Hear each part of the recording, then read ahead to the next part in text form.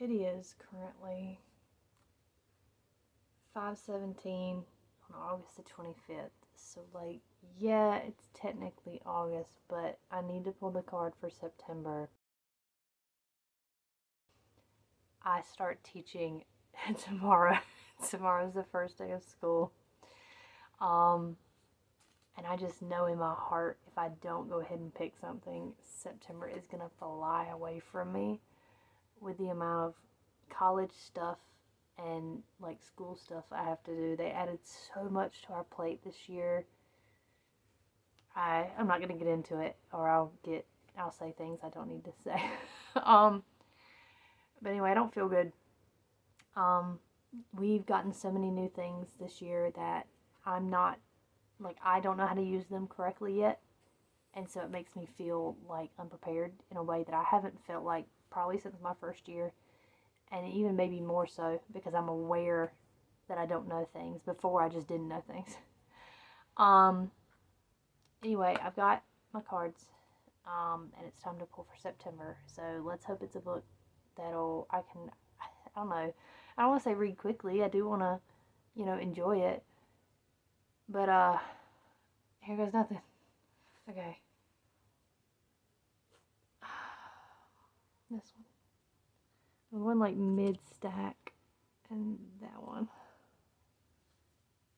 Make sure you see I'm pulling the one I'm pulling. I'm not trying to get tricky with it. I haven't even read the whole thing in a while, so.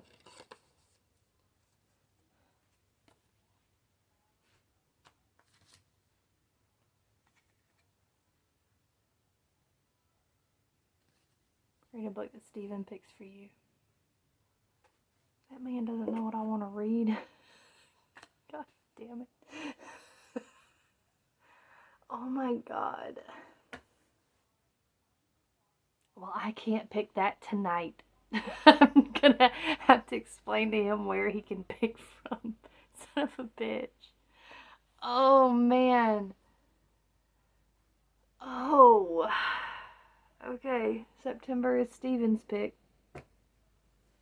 Maybe I'll just ask him for something to read that he's read. I don't know. Oh no. Oh no. Nimoy. What are we gonna do? Steven's pick, no. Hey. Come here. Hey buddy. Hey buddy. What are you doing down here? So I have a dilemma. Stay right there. I have a dilemma. The card said you had to pick my next book. Oh. So I'm going to give you... Oh. You think about it. I was thinking about it myself a little bit because it's been a couple days. Book to read? Yeah, the next book in the challenge. So you can either... It can be a book you've read that you don't think I've read. I might want to read. Remind me of the challenge rules. It's literally just what's on the card. I've had to kind of be creative with some of them before. Like, I had to do one that I own on Kindle. It wasn't technically one I own. It was an ARC, but I had possession of it, so I read it. Like I can get kind of play fast and loose with it, but this one is something you pick. So you could either pick from stuff I haven't read in here. You can pick from things that you have in your room. It can be a book you've read that you're like, you know what, you would like this. And you don't have to feel like you have to do it right this second. No, but yeah, it is unfortunately your responsibility. You just have to let me know when you're ready so I can record it. I'm unfortunately, think it's a big decision. I'm gonna think on this. Whenever you're ready.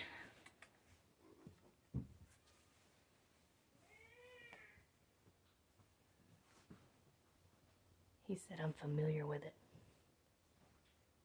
so it's probably one I've heard of or gave him.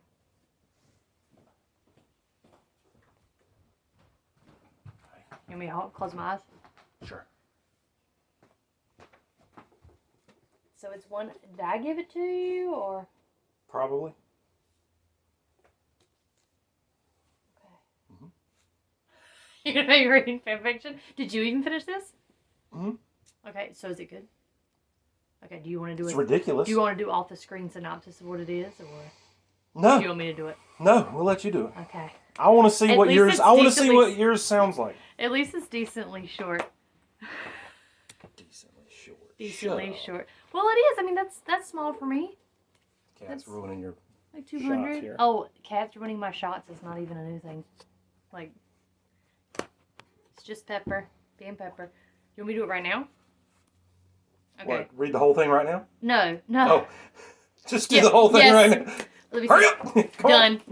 I read like him anyway, right? We gotta go walking. Come on. I gotta sound like him anyway. Okay, fun. That'll be great. This is very appropriate for YouTube, by the way. I really thought it was gonna be like Ender's Game. No.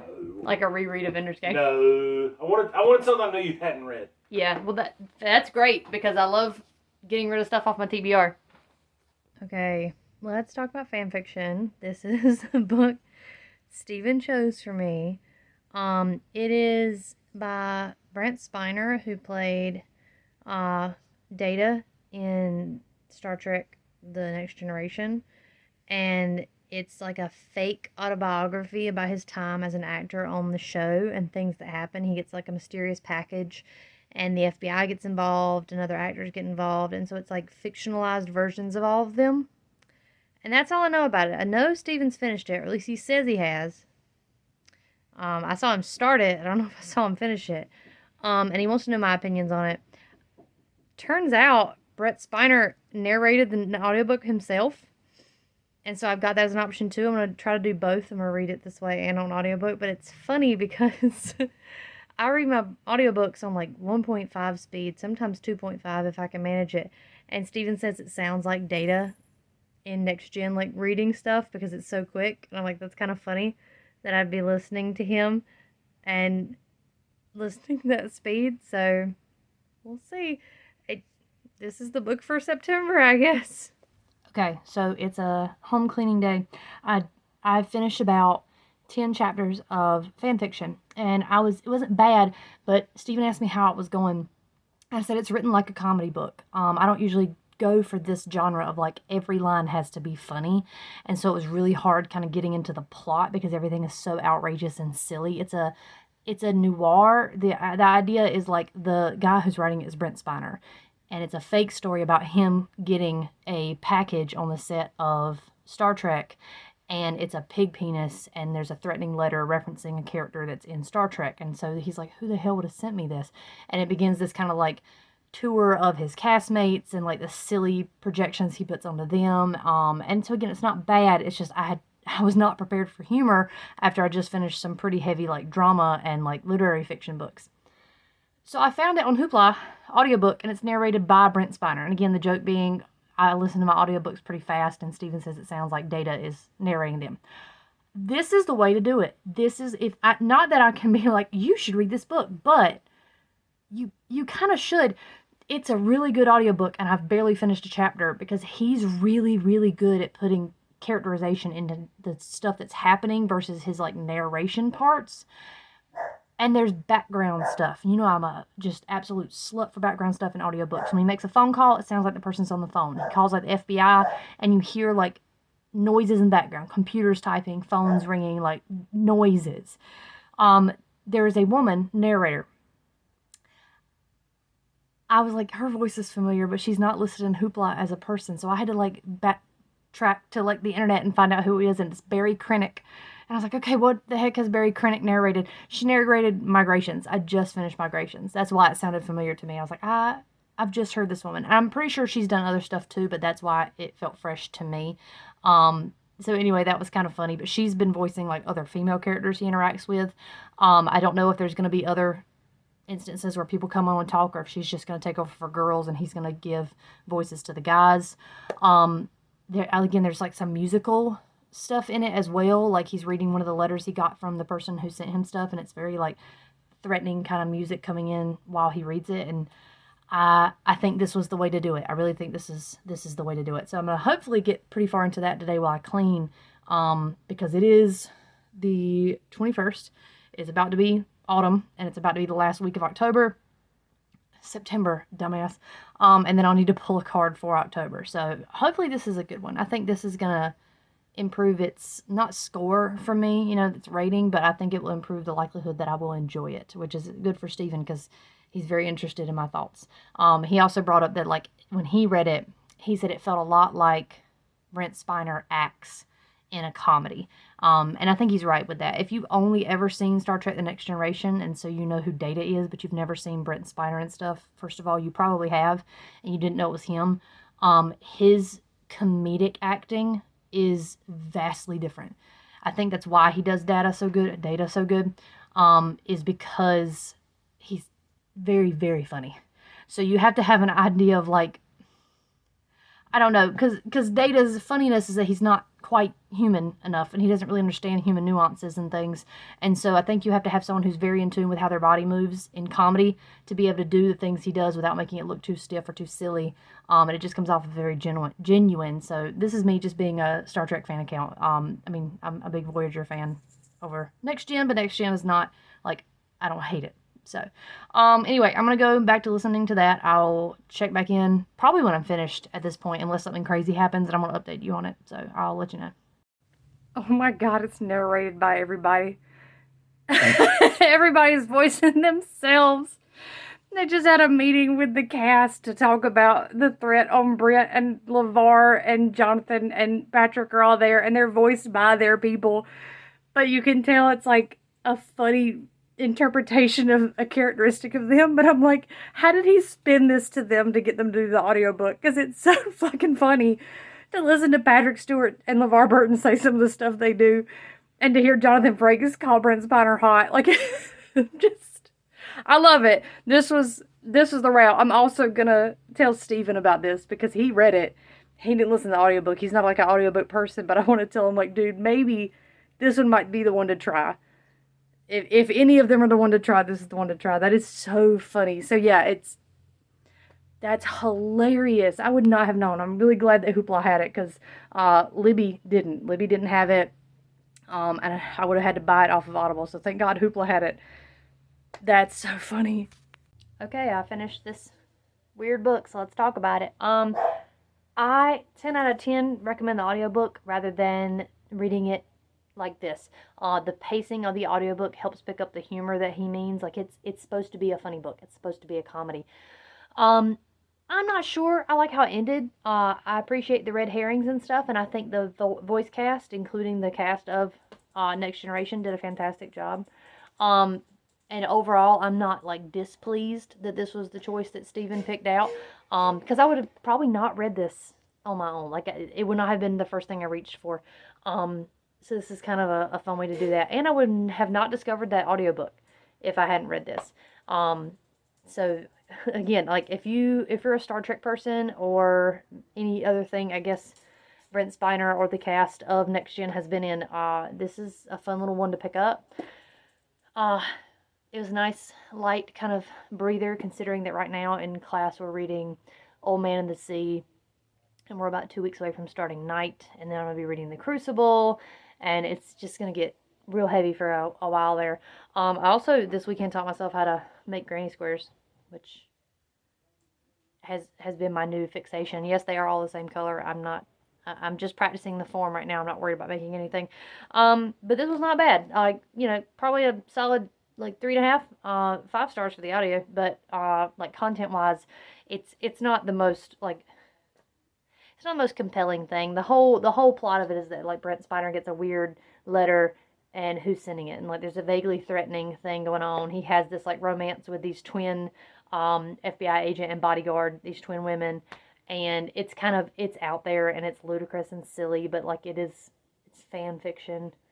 So, but also he's dealing with some, like, grief and forgiveness issues. Like, his stepdad was kind of abusive in the context of the time, and he has to kind of walk through this thing of, like, I have to admit that he was not great, but he also was doing the best he could given the time and context. So there's a little bit of a healing journey in here, but not as much as you probably could do if it was a more serious literary fiction, which this definitely is not. This definitely is not serious literary fiction.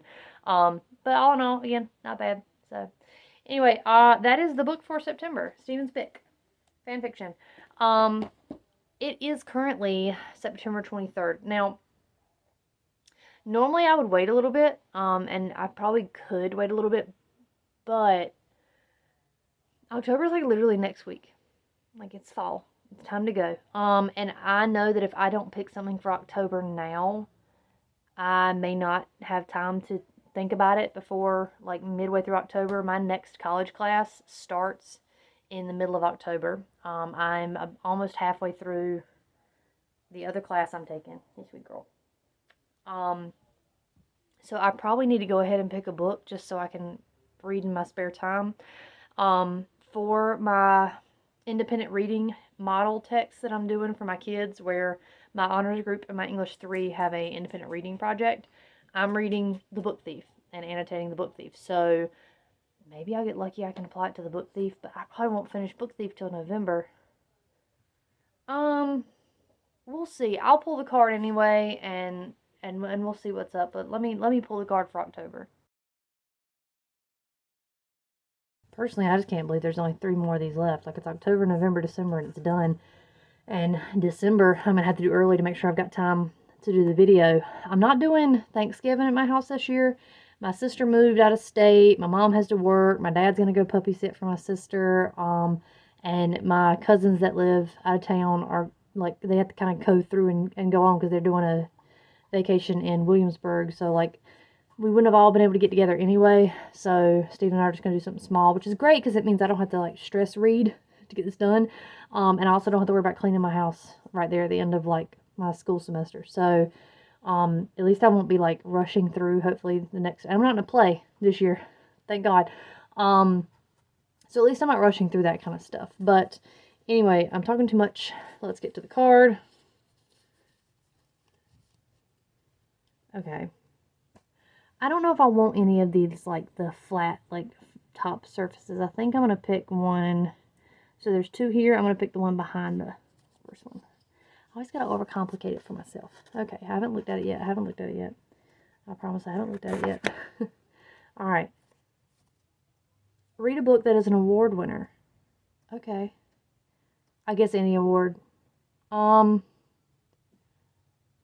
October, I maybe could do like, is it The Stokers? That's more like scary and like speculative stuff. An award winner. I know I've got plenty. I'm so sure I've got plenty of award winners on the shelf. I'm gonna have to get back to you on this one. I might have to actually look into my TBR and see what's up with that, and like look at the front covers of some things. Award winner. Probably not gonna choose Goodreads Choice Awards winners because you can't be trusting them all the time. I'm going to get back to you. I'll let you know. I'll be back when I have this picked. So I did some research, and I was looking into doing a Bram Stoker Award winner for my October book for award winner. And, like, I looked at the Reformatory. I don't own it. I thought I did, but I don't own it.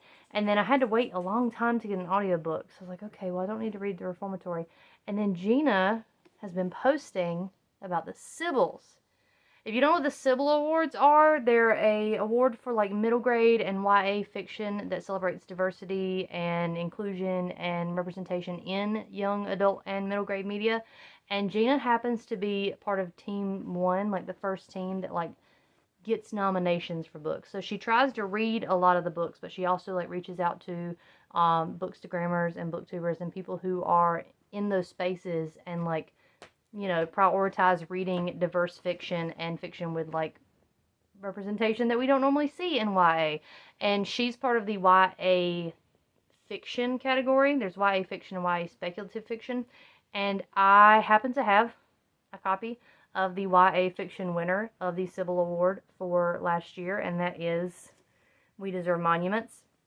We Deserve Monuments is about Avery, and there's my dog barking, and she moves back to Georgia with her family because her grandma is sick, and she uncovers like these mysteries and these things happening, but she's also kind of discovering herself. I did start it a little bit on audiobook because I was able to get a copy of it through Hoopla, and it's also available on Kindle Unlimited, so like this was very accessible to read.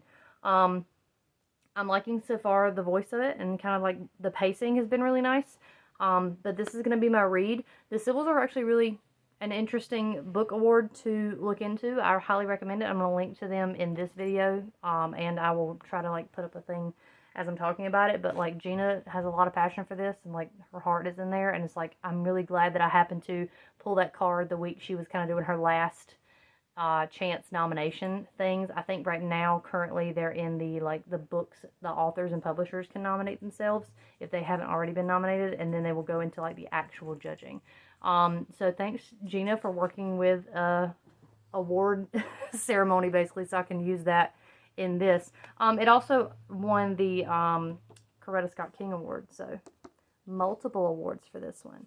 Anyway, that is October's book for an award winner, and I will let you know what I think about it when I'm through. Okay, I bought this little dude because he looks absolutely ridiculous, and he makes me happy. I got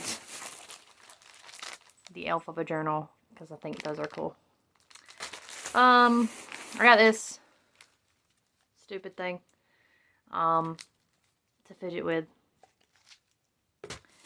And I got this. I've gotten 2 of these already. Both of them have been that little idiot right there, the pumpkin, because you can see black at the top. Both of them were in orange things. This one's black. Now, I don't believe it's going to be black cat equals black cat. I don't think I'm that lucky. I would settle for the witch at this point, and I don't think it's her either. If it's the pumpkin again, I mean, ultimately, I'm not going to do anything, but I will be annoyed. I will make an annoyed face. But let's see. If maybe third time's a charm. Maybe the fact that it's black. Here, let me pet Janeway on the head for good luck. Watch it be the pumpkin, and then we're all just going to be sad. Oh, thank God it's not the pumpkin. Oh, my God. It is the little witch. Oh, she's cute. She's adorable. Let me fluff her up. Sorry. She was squished in there. She's adorable. Oh, and she's winking. That's adorable. That's cute. Thank God it's not the pumpkin. I really would like the cat, though. I feel like it's a personal slight to me that I can't seem to pull the cat. I'm about a quarter of the way through We Deserve Monuments. It is, it's pretty good. I like the story set up so far. Excuse me. I like the, realistic stuff going on and, having to deal with, let me explain it. Our main character, Avery, moves with her family back down to Georgia because her mom's mom, her grandma, is dying of cancer. And, you're so cute. And so her mom's gonna come kind of help her and take care of her. But Avery's only met this woman once, so she has a really rough relationship with her. She doesn't really like being down south. She's from DC. She's a lesbian in the south, so she's having a hard time with that. But she meets some girls her age who seem really cool, and one of them, her mom was murdered, and it's kind of like a town mystery. And so I think she's going to get caught up in some town stuff. There's also some vignettes from the past and her mom and another lady. So I am interested to see how threads are going to get together. Right now I'm just listening to it on audiobook because I do not have a physical copy. And I've got it on Kindle Unlimited. It was on Kindle Unlimited. So I can read it on my Kindle. If I can get my Kindle to turn on. For some reason my Kindle wants to be broken. And I can listen to it while I'm doing cleaning and stuff. And while I was making copies at school, I was listening to it. But I did order a physical copy, and it should be in. Hey, sweet boy. It should be in on Monday. But anyway, that's it. I'm about a quarter of the way through. It just kind of has. Anyway, please, bud. It just kind of has gotten started. So I haven't really. Nothing's really happened yet. Anyway, my lap, bud.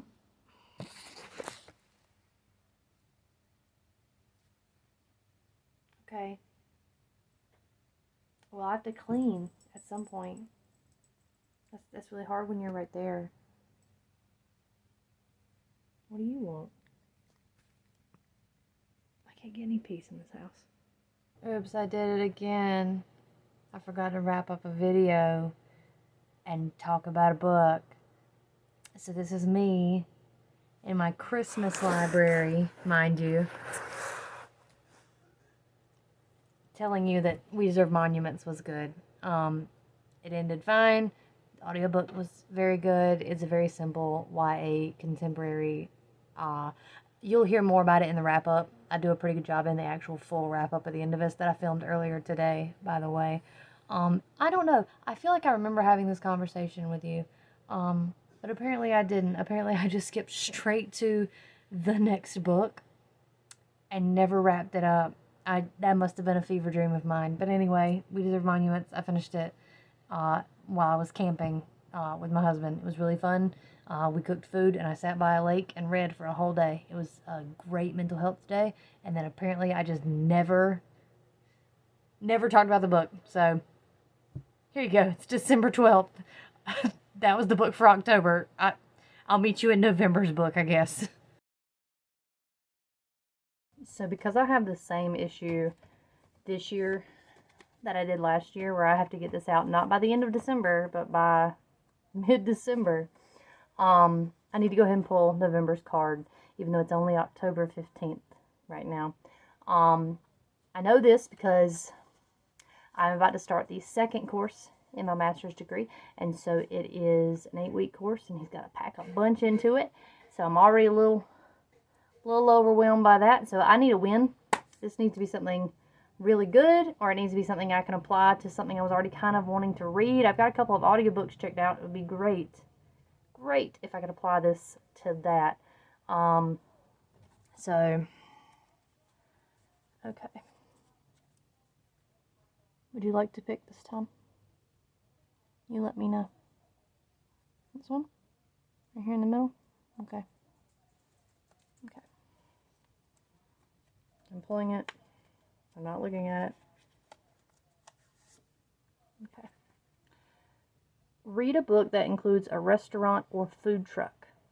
Includes a restaurant or food truck. That's so oddly specific. Let me do some researching, because I think I know what I want to read. But I'm also going to check to see if anything else I've got could apply. Includes a restaurant or food truck. I know I've got some. Like, my brain is immediately going to, like, fried green tomatoes at the Whistle Stop. But I do know there's some good current YA stuff that's about food trucks and, like, food truck rallies and people competing with food trucks. But, like, with this one, I'm always also trying to read stuff that I already currently have. And I know I have fried green tomatoes. So let me think on this. I will come back to you, and the next time you see me, I will have the book that I chose for November's pick, which includes a restaurant or food truck. It is November 2nd? 3rd. It's November 3rd. So I feel appropriate, like, talking about the book now, because I'm done with it. I lied to you, and I said I was going to come back and, like, fill you in at, like, the halfway point, and I did not. I finished this book in 2 days. Y'all, this is the gayest book I've ever read.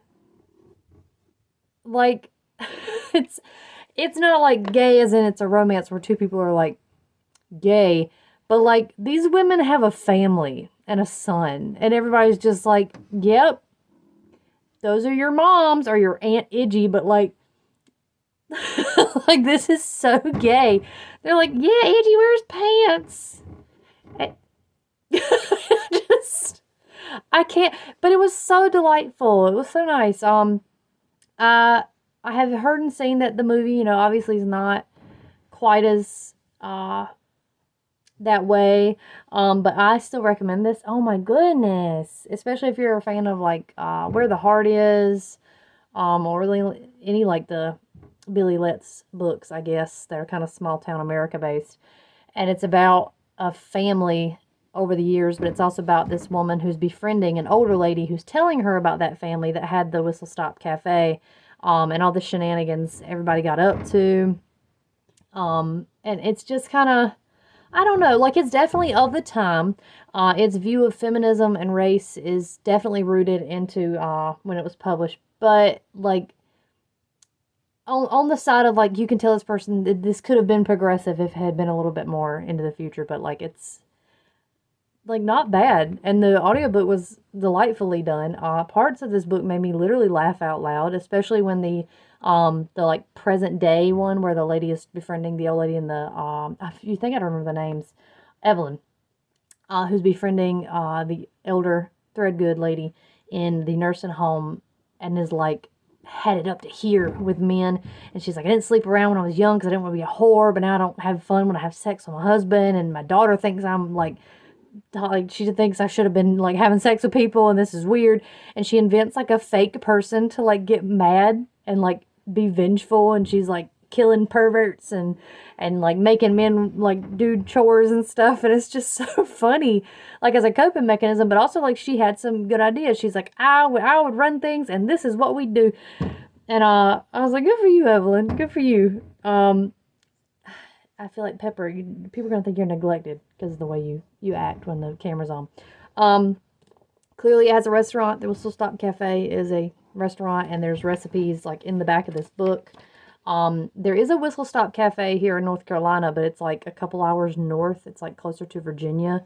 Obviously it's not the original like Whistle Stop from the book. Girl, if you don't stop kissing me, please. But I thought it'd be kind of cool to go visit there. I don't think we're going to have time to, though, between now and the end of the year, because holy crap, I'm busy. And that's where I'm like, I don't know. I don't think I'm going to pull the card today for the December book, because November 3rd still feels kind of early. And I have a lot of schoolwork in the next, like, 2 weeks.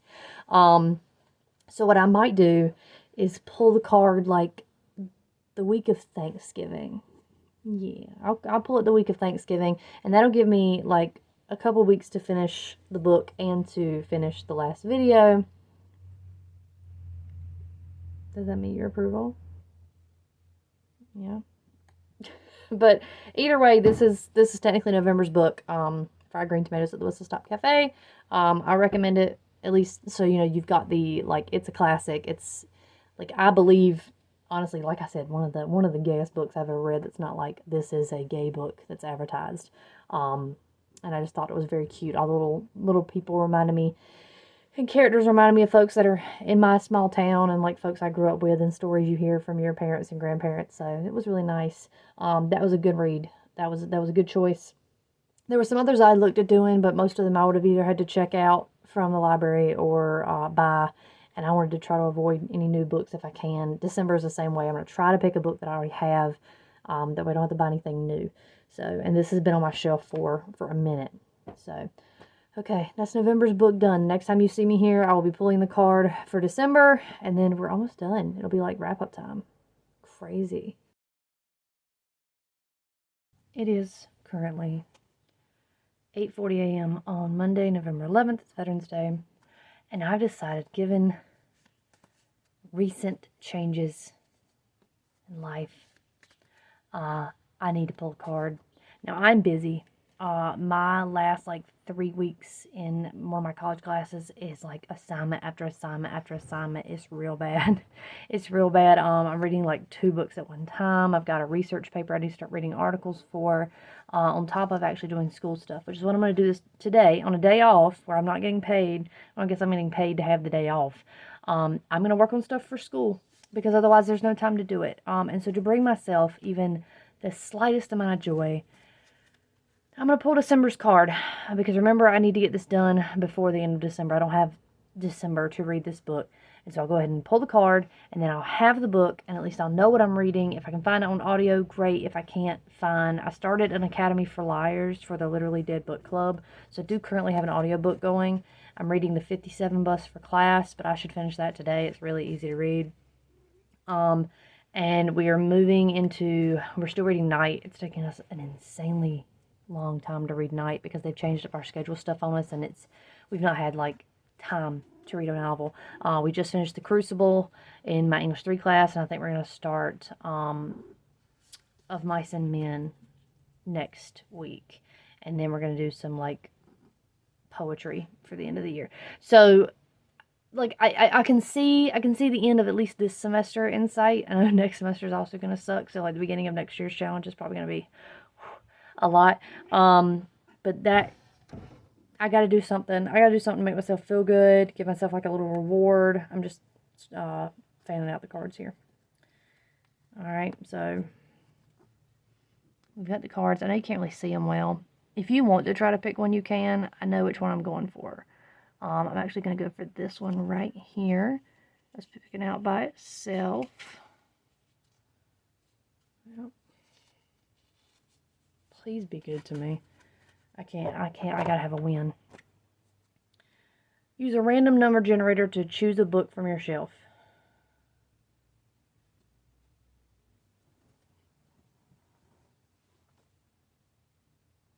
Bestie, how?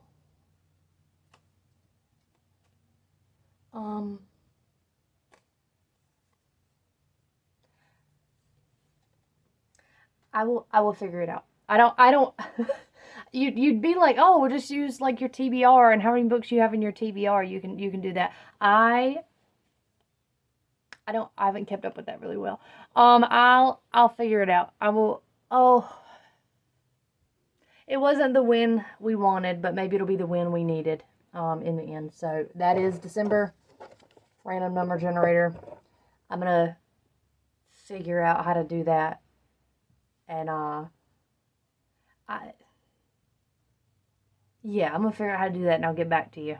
Oh my god, it's me again, back with the card for December. Use a random number generator to choose a book from your shelf, and listen.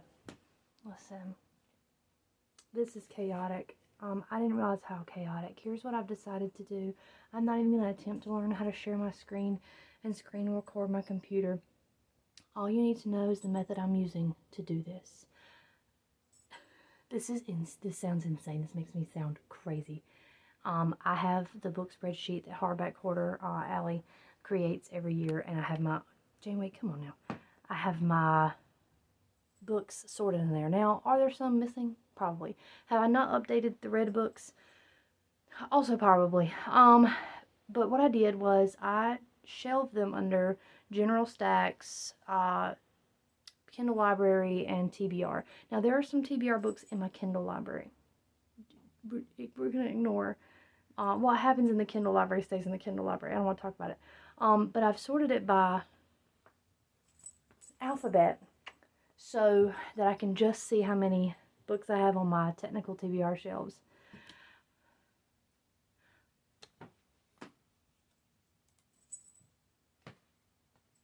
Why is it 626 books?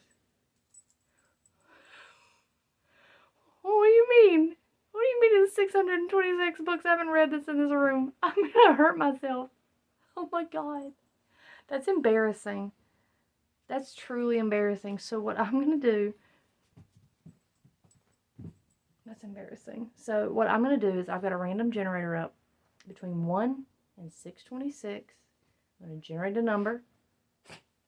Whatever number that happens to be on that list of books. I will find it. This isn't even the whole room. I will find it, and that will be what I read. So now I'm going to generate the number. I've got Google up. Again, see how high-tech this is? Look at this. I'm from a journey. All right. It's 43. It's 43, which, oh man, it was almost 42, and 42 is like my number. All right, so I know that TBR starts on 398. So 398 plus 43. Do not judge me for doing that on the computer. I'm in grad school. My brain doesn't work anymore. Okay, so 441. We're looking for number 441. So the winner of the very last book is Hag-Seed by Margaret Atwood. What's really interesting about Hag-Seed being the choice is I was going to read that for like a video because it's part of the, it's like Hogarth Shakespeare, where they took like classic authors and they rewrote Shakespeare stuff. So Hag-Seed is a rewrite of... Oh man, that's gonna piss me off. It's not, because I know Vinegar Girl is Taming of the Shrew, and I mean Hag-Seed might be, it might be Merchant of Venice.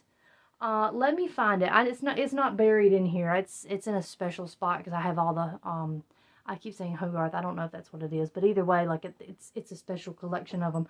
I'll find it. I'm pretty sure it's behind me on this shelf.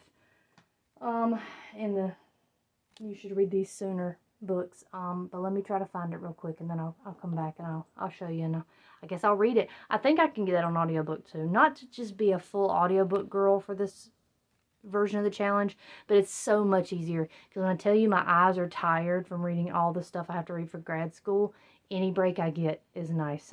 Let me find hag-seed. Okay, this time I know I'm not crazy. I know I filmed a video where I showed you these books. Where is it? We don't know. This is just adding to the chaos. So, okay, so hag-seed. Hag-seed. It's a Hogarth. Hogarth there. It's a collection of authors that are rewriting the Shakespeare plays. I also have Vinegar Girl, which is based on Taming of the Shrew, and Shylock is My Name, which is based on Merchant of Venice. I also have The Gap of Time by Jeanette Winterson, and this is A Winter's Tale, I believe. Yes, A Winter's Tale. And I also own, I need to see the list, because there's another one I own, and I can't find it right now to show you. But I know I have it, because I almost read it last year for the same challenge, for the challenge Hand on the Cover.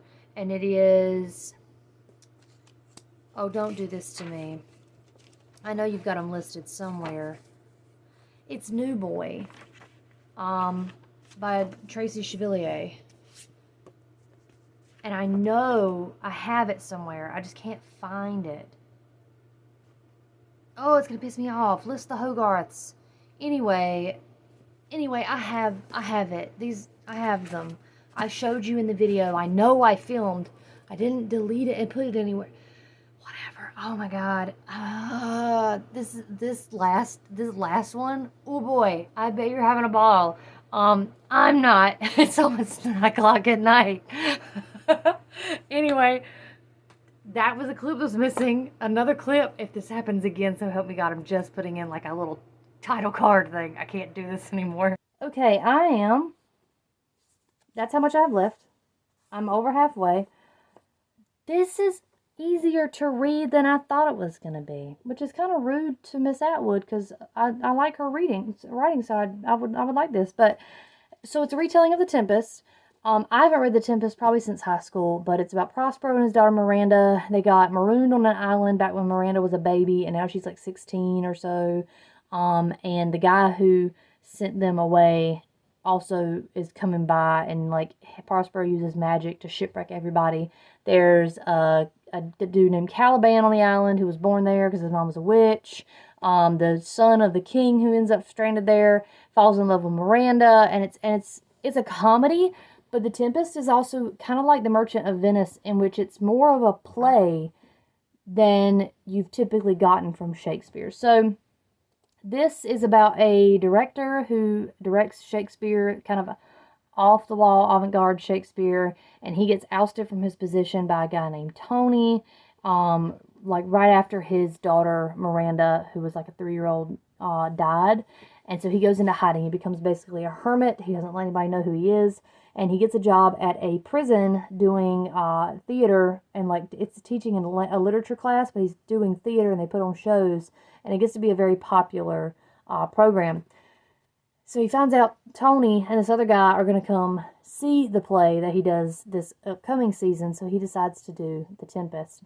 And it's Atwood, and she has this really interesting way of writing like Canadian fiction. Like it feels Canadian. That's all I know how to tell you. But also, like, I don't remember what it's called. Is it fabulism, maybe? When it's magical realism, but it's not like black or brown people historically. Because, like, that's magical realism is definitely a thing that belongs to certain communities. I don't think you can call it that.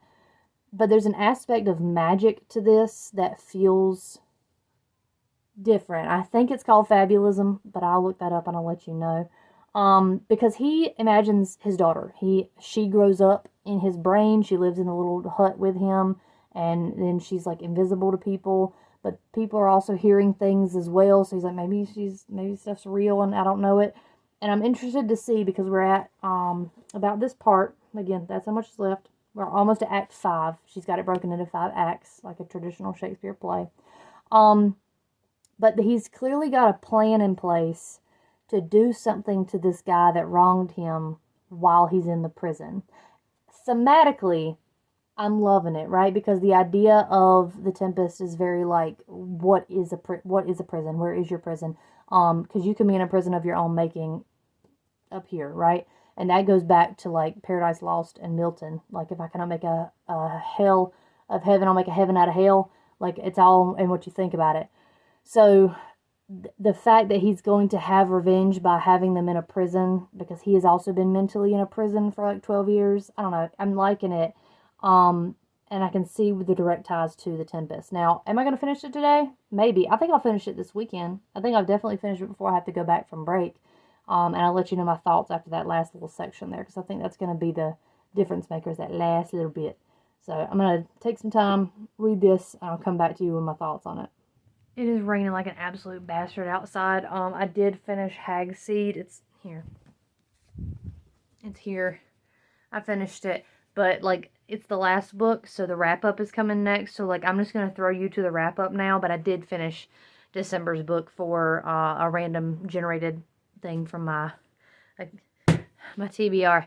Oh, my God. It is so bad outside. Just for your reference, Gina, this is literally being filmed 3-4 days before you get it. It's Wednesday, you know, when all the rain happened. So, yeah, anyway, you'll see that one on the wrap-up. Alright, let's wrap this up. So if you haven't watched the first 2 videos, which I'm assuming, Gina, if you got these, you watched them all together, which is how I intended it. You've already seen all my thoughts on these books, but just for everyone watching at home, let's go over all 12 of the picks again. So, starting with January. So, in January, we pulled the card for is about an old person, and I read A Man Called Ove. Is it Ove? It's now been 12 months, so I can't remember if that's correct or not. I feel like it's Ove. Anyway, this is probably one of my favorites of the year. I haven't quite done my favorites, like, ranking yet, but this is in the 10 that I'm going to talk about. This made me cry, like, actual tears, but it was also one of the funniest books I've ever read, so, like, do with that what you will. Again, it is about a man who thinks he has nothing left to live for. He's trying to off himself, and this meddlesome family keeps, like, interrupting him, and sort of, like, it's very heartwarming. You need to read it. You need to read Bachman anyway. This is my second Bachman I've read, and I loved it. But that was January for Is About an Old Person. February is historical, and I can recall even now how confusing that was, because it's like, is it a historical book? Is it about history? Like, it is historical. Anyway, I read Washington Black. It was fine. I don't think I was very satisfied by the ending. I get what it was trying to do. And I think I got so upset about the idea of the abolitionist being the way he was, and not like he just kind of pissed me off, like, on behalf of Washington Black. But I liked the little romance in here, and I liked the scientific discussions, so this was good, and it was historical. In March, I pulled is on your Kindle, and I have a lot on my Kindle, but at the time, I had just gotten approved for the arc of Lady Macbeth, which I now own 2 copies of. This one's gorgeous. Look at it. That's so cool. But anyway, I got 2 copies of Lady Macbeth. This is not a retelling, it's a reimagining of Macbeth, but from the viewpoint of Lady Macbeth, who is, like, known historically as this very manipulative, not egotistical, but, like, you know, far-reaching, ambitious individual who, like, manipulates her husband into killing the king and killing pretty much everybody else who gets in his way of him being the king, and then can't live with the guilt. Like, she can't see it through. And I like this perspective on her, where she is kind of a hag-seed. She's, like, witch-touched, and people go mad and are enchanted by looking at her because she's got these black eyes. And there's a romance in there. It's a monster romance. It's very short. I feel like it both could have been longer and not. And also, some of the pronunciations and name things were a little confusing. I get where she was going for here. I love etymology and where words come from, all that stuff. But it was a little confusing to think about who they were talking about. And also, some stuff just didn't get followed through with. Like, she was thinking the whole time that her handmaid she came with was killed. But we never really got confirmation. We just sort of went with her, I know it feeling, and I don't like that. You tell me what's going on. And I guess she's an unreliable narrator. It's kind of ambiguous, whatever. But this was on my Kindle. For April, the last of the first third of these videos, I pulled the card. Honestly, treat yourself and buy a book you want to read. And I didn't immediately have a book I wanted to read that I was willing to treat myself for, that I didn't already have on pre-order, but I did buy Not Quite a Ghost, which is a middle grade retelling of The Yellow Wallpaper. I'm always looking for retellings and reimaginings of that because the lady who wrote that book, it was an awful person, and so it's hard to justify continuing to read it and teach it. This was okay for what it was. I've read better middle grade for sure, but I've also read worse, so it's kind of a toss up. It's gonna find a good audience, and I will definitely be recommending this to people. And it's good to look at how it's inspired by The Yellow Wallpaper. I just feel it puts the supernatural a little bit too in the back. It doesn't fully flesh out its chronic illness plot, and it just sort of nicely wraps everything up in like the last 2 chapters. And I don't feel like that's fair to your readers. Even if they're middle grade, they can handle a little bit more nuance, you know? But that was my treat yourself. For May, I had to do some investigating, and I had to find out what my lowest rated book on TBR was. And so I used my TBR list on Goodreads, and I just sorted it from there because I don't put the star rankings and stuff in my normal spreadsheet. And it gave me Nothing But Blackened Teeth by Cassandra Call, and I surprisingly like this one for what it is. It's not on my favorites list for this year, but it's definitely not the worst. And I will recommend this to people, especially if you need a short horror to pick up, because it's going to do one of two things. You're going to like it because it's kind of silly, or you're going to hate it, and then at least you'll have something fun to talk about how much you hate it. Kind of like I was with this author's book, The Salt Grows Heavy, which I did in fact hate and did not find anything enjoyable about, and is in my disappointed books. But that's not the one I read for lowest rated on my TBR. The next book was a book that was set on or near 1992, which is the year I was born, the year Gina was born, and I got really lucky and had just gotten Dead Flip in a book haul like a month prior, and it takes place in 1992, and it features these teenagers that are reunited with their missing friend. He went missing when they were in middle school, and the weird things that are happening around them. It's very Stranger Things. You can see the inspiration there, but it doesn't go as far as it probably could, especially with it being a YA. Show me some like danger, show me some horror. Like there's a little bit of implied stuff, but it doesn't go as far as I think it needs to. It also feels like it's setting up a sequel, but I don't think it's going to have one. But either way, it was in 1992. And that kind of began, well, I guess it kind of began with Not Like a Ghost. Not Like a Ghost wasn't a horror, right? But it was definitely more spooky, and it had paranormal stuff to it. Nothing But Blackened Teeth, horror. Dead Flip, paranormal horror. And so we got the card for June, no, the card for July was, is LGBTQ plus, and this, so a gay book, and I read Dead Girls Walking, which is also a horror book, and it's also okay. Like sitting with this and letting this kind of marinate for a few months, I definitely don't dislike it as much as I did. I almost said hate. I don't dislike it as much as I did, but I still don't really like it.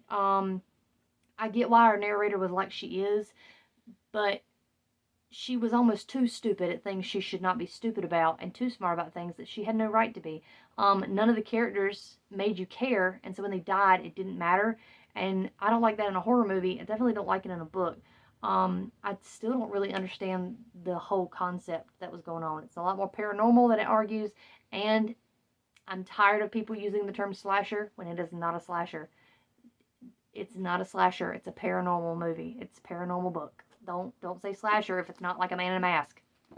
For August, we got the actual official go-ahead to do Is Spooky, and I read Alley by Junji Ito. Now, this is a collection of stories, so it's not like I can give you a synopsis of it, but there's a bunch of really good ones in here. It's Junji Ito. If you like his work already, you're going to like it. If you like spooky graphic novels, you're going to like it. If you like spooky anything, you're probably going to like it. It's relatively short. I finished it in a couple hours. It's spooky. For August, I thought I was going to get lucky and be able to just pick an easy one, and instead it's a book Steven picks out. And Steven, he is a reader, but he doesn't have a like long canon of books to pull from to recommend to me, and he was kind of torn because he didn't know if he wanted to recommend something I'd already read or recommend something in here. And so he ended up recommending a book that he has read and liked, and that was fan fiction by Brent Spiner, who played Data on Star Trek Next Generation. And this ended up being kind of a sleeper hit because it's very, very silly. And then the audiobook is narrated by the cast of Next Generation. Like they voice their own characters, and they're like caricatures of themselves. They're like the most version of them there could be. And it's so silly and absolutely unrealistic. And I don't know, I just kind of ate it up. I enjoyed it. The audiobook was so good. I would listen to it again right now. And it didn't take me very long to read because it's very short. But that was what Stephen picked out for me. The next book was an award winner, and of course I did a Sybil's Award because Gina reads for the Sybil Awards, and this was for YA Contemporary, which is typically the genre that she is judging, and I did We Deserve Monuments. This is fantastic. I ordered some copies for my classroom library because I think I have some kids that'll like this. It's about a girl who goes back to her mom's hometown to be with her grandma because she's dying of cancer. She meets some friends and potentially a love interest, and they try to solve this like decades old murder. It's just a YA contemporary coming of age novel with some LGBT issues thrown in, some racial issues thrown in. Were there places I think I could have more and would have liked more? Sure. But overall, this book is kind of about a generational thing. It's this girl and her mom and her grandma and sort of the healing of old wounds. And if you're looking for it to be easily wrapped up, you're not going to necessarily get that. So it was good. It was a quick read, and I do recommend it. And it was an award winner. The next book unofficially continues the trend of gay books as well, where it was a book that includes a restaurant or food truck, and I read Fried Green Tomatoes at the Whistle Stop Cafe, the quote-unquote gayest book I've ever read. But besides that, it's very, very good. I listened to this mostly on audiobook instead of reading, but I did split between the two, and I think the narrator did a fantastic job. It's about a lady who goes to sit with this old woman in a nursing home, and the old lady is telling her stories of her youth and the family and people that she grew up around, and sort of the empowerment of this lady in the present and this couple that existed in the past, and these two ladies that had this crazy bond, and they loved each other, and they had a son together, and like the things that they went through. Now, I think there's some stuff near the end that wrapped up a little quicker than I was hoping it would, but overall, it definitely was a really good read. I would probably read this again.